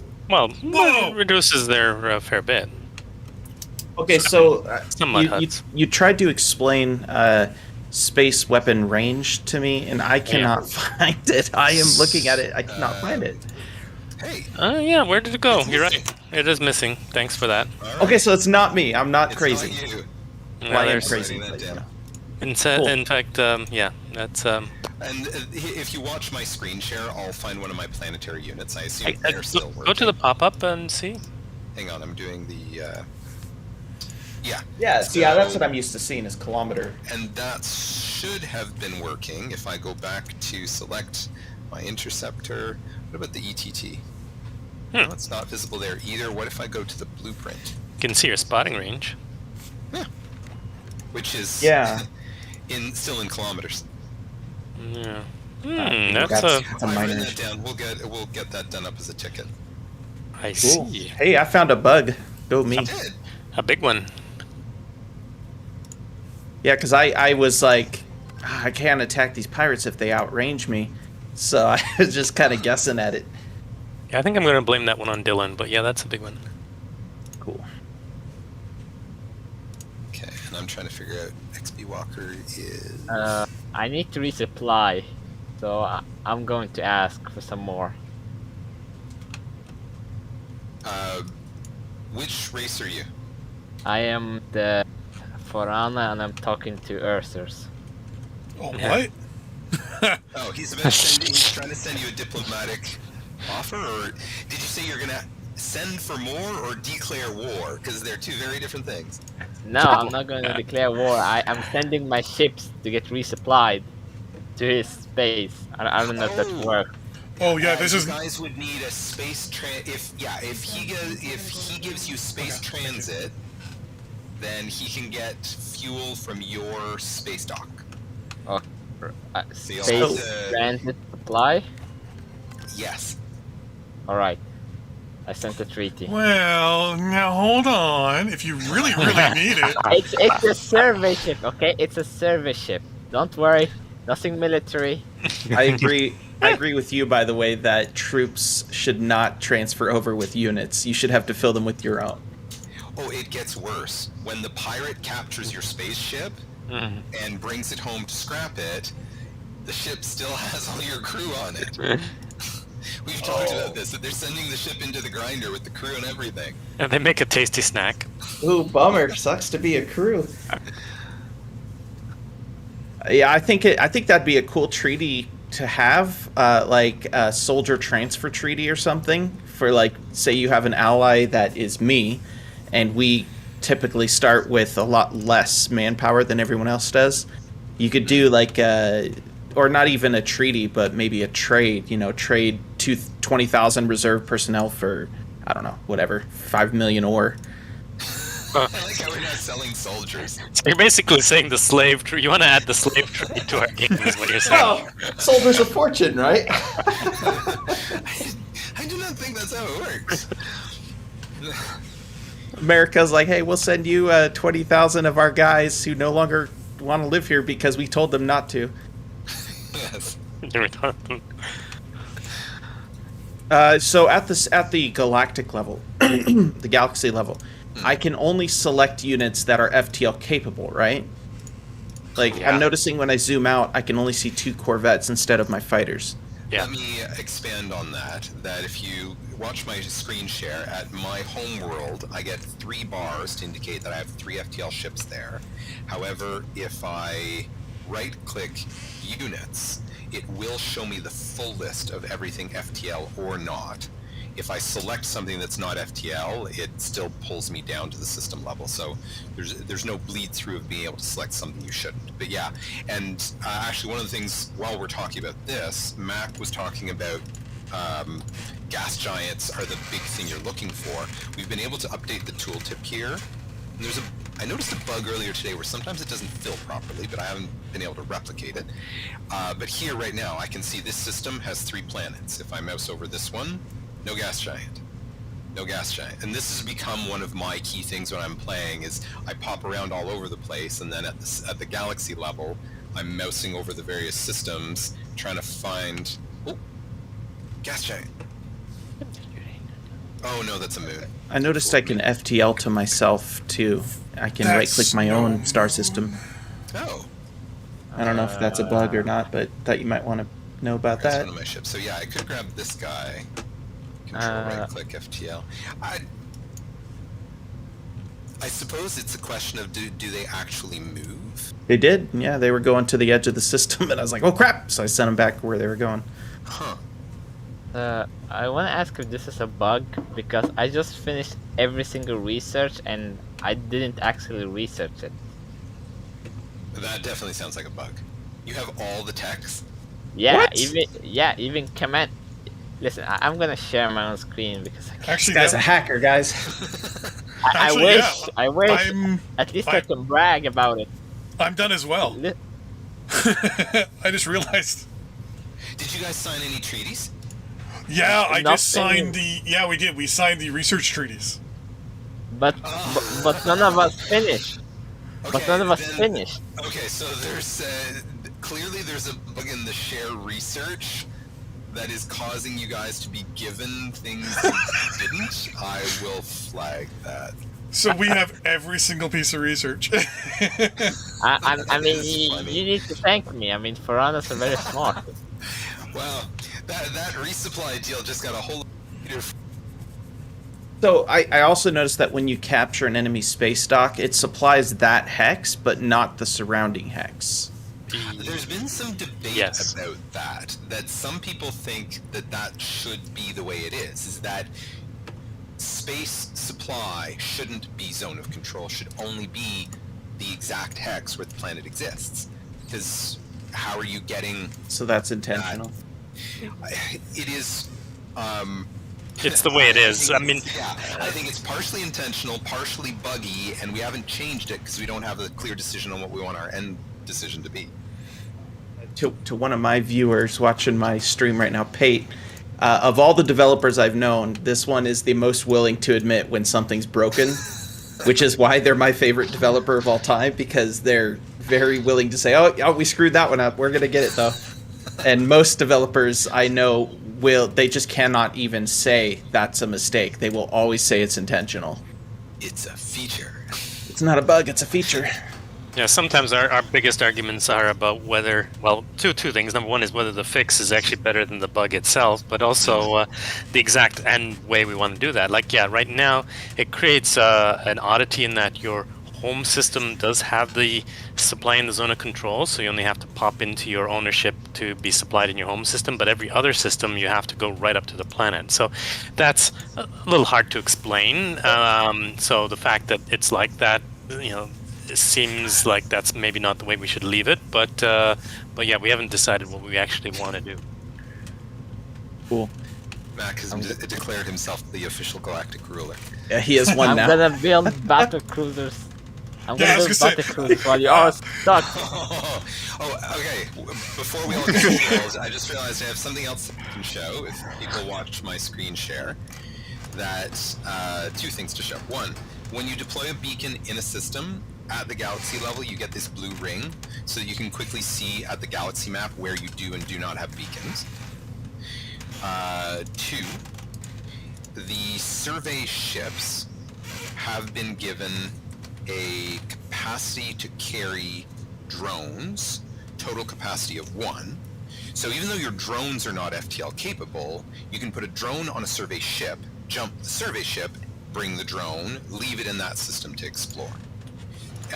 We've also updated, and now this drone is going to annoy me because it's Can I going to load units into a sea transport and then load the sea transport into a space transport? Naval units cannot be loaded into space transports. We Oh. intentionally don't allow that. And at the system level, there is nothing loadable. You can't put a space fighter into a space transport, but the transports were actually given carrier capacity because we thought that made sense, that again, you can just attach the fighter to the top of the ship to move it around. Well, so much for my plans for orbital fishing trawlers. Well, And I'm also watching the time. Yeah, it's probably be heading home because tomorrow's Christmas Eve and stuff. I think I'm gonna suggest that this is where we wrap. Thank you very much to Average Gamer, to XP Walker, to Mac for joining us.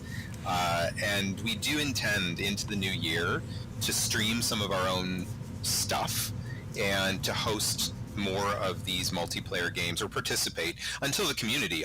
Ideally, our hope is as we show some of this, that it entices the community to play some of their own multiplayer games, and therefore we get better feedback and stuff. So, yeah. Thank you very much. Hope you guys have a Merry Christmas, Happy New Year. You too. And yeah, I'm going to log out at this. Take care. Merry Christmas, Hello. Pat. Thanks for having us. Thanks. Back out. Did I hit the right button? Oh, I crashed. I still won. No, we both won. No. Well, I discovered this first, and I was already starting building battle cruisers. So I mean, That's a good if bug, I though, go, eh? I mean, I didn't.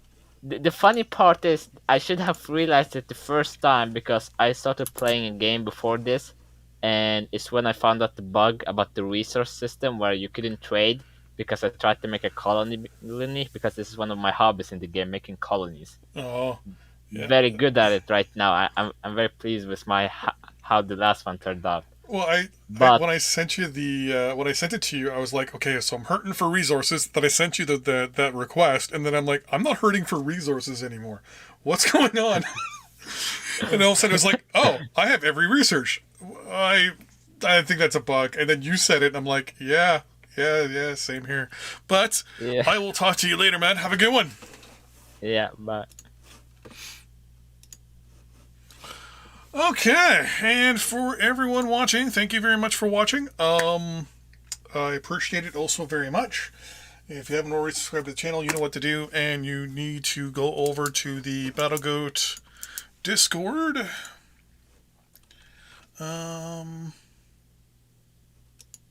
It is boom right there in the chat if you're not already a member. And yeah, thanks for watching. I don't know when I'll be streaming next, but I will be playing Galactic Ruler actually very soon. It may have just removed my playing of Supreme Ruler Ultimate playthrough because it's fun. It's very fun. Anyways, thanks for watching, everybody. I will see you next time. Bye-bye. That's a break. I mean, there we go. Thanks for watching.